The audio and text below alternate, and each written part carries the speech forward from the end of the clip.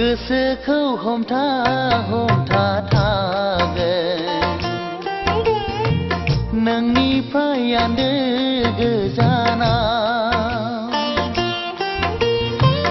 गोसोखौ बुरखाय बुरखाय दोनगोन जेबो दि गैया